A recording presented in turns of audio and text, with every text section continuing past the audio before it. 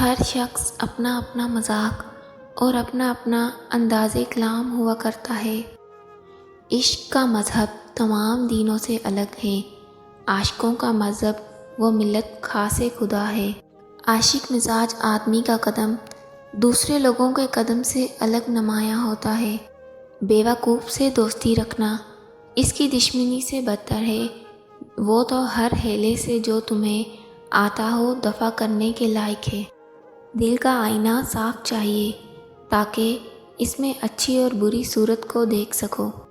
جھوٹے آدمی کا جھوٹ قسم کے ساتھ فروغ نہیں پا سکتا، بلکہ وہ اور بھی بے اعتبار ہو جاتا ہے، کیونکہ اس کا قسم کھانا ایک طرح سے اپنی درگوئی کا اعتراف ہے۔